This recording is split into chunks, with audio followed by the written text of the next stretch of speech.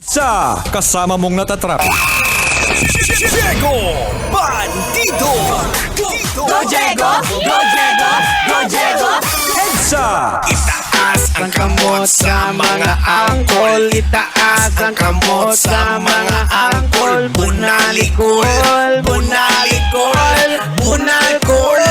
Bunalkol!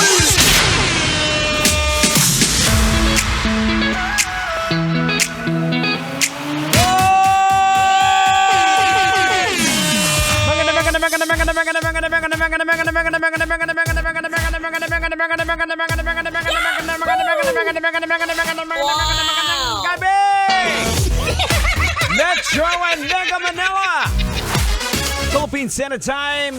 It is now 31 minutes makalipas sa oras ng alas 7 ng gabi.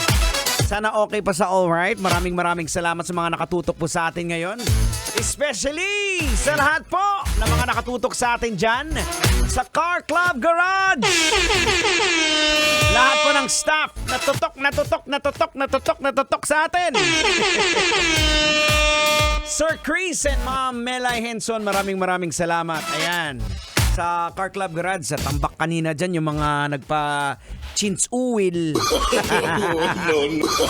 Dahil nga, alam niyo naman pag ganitong walang pasok, ito lang yung pagkakataon na magpaayos tayo ng mga sasakyan, yung mga sira-sira. Diba? Anyways, mga kabisyo, eto Tang, hindi na natin patatagalin to Tang. Magandang pag-usapan to. Viral ang post ng isang netizens.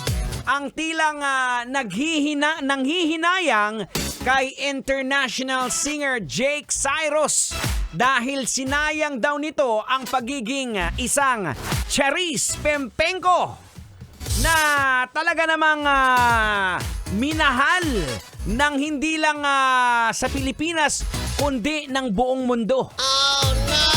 Diba? Ayon pa sa isang comment, sayang ka Charis, Jake Cyrus. Kamukha mo na si Berting Labra. Grabe naman to. Ang bihira naman. Ay nako, eto. Hindi na natin patatagalin to, Tang. Logican na natin to, Tang. Ay, sige. Huwag mo nang patagalin yan. Banatan mo na yan. Logican mo na yan. Logika na yan! Logika na yan! Alright mga kabisyo, logika na yan! Anong leksyon ang ating mapupulot? Anong aral ang ating madudukot? Kailangan pa bang i-memorize yan, boards?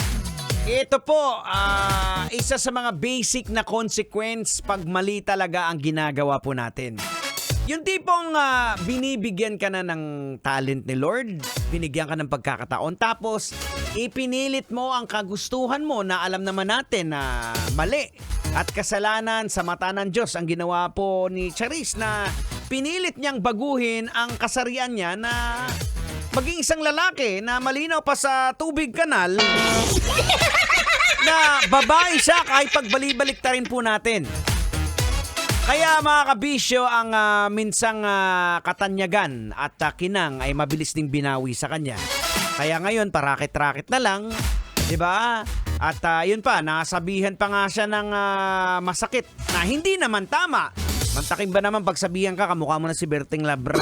Diba? O, wag naman ganon. Now, logican po natin, bakit may mga taong kayang ipagpalit ang katanyagan sa buhay, masunod lang ang kasarian na gusto nila kahit mawala ang kasikatan sa kanila. Well, mga kabisyo, ang pagpili po ng ilan sa mga na ipagpalit ang katanyagan sa buhay upang masunod lamang ang kanilang kasarian, kahit na mawala ang kanilang kasikatan, ay maaaring magkaroon po ng iba't ibang mga dahilan.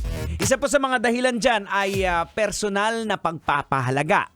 May mga individual po na nagbibigay ng halaga sa kanilang kasarian at ang kanilang pagiging tapat sa kanilang sarili ay sa kanilang identity ang mas mahalaga kaysa sa katanyagan. Para sa kanilang pagiging tapat sa kanilang sarili ay mas mahalaga kaysa sa pagtanggap ng pagkakilala mula sa ibang tao. Dito po natin makikita yung pagiging isang makasarili. Diba? Kasi sarili lang natin ang iniisip, hindi natin kinukonsider yung damdamin ng mga taong nagmamahal sa atin, damdamin ng magulang natin, mga taong may concern sa atin. Parang kilala mo din, Col, na mas inuna yung kanyang sarili na hindi inisip na masaktan ng kanyang magulang, nakipagtanan. Ayun, anong nangyari? Nabuntis. Iniwan ng lalaki. Kanino lumapit? Sa magulang. Anong masasabi mo dito, Tang? Di wow. Pambihira naman, oh.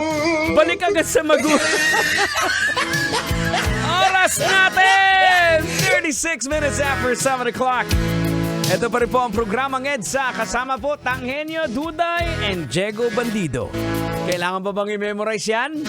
Basic! Kailangan pa bang i-memorize yan? Love Radio. Basic!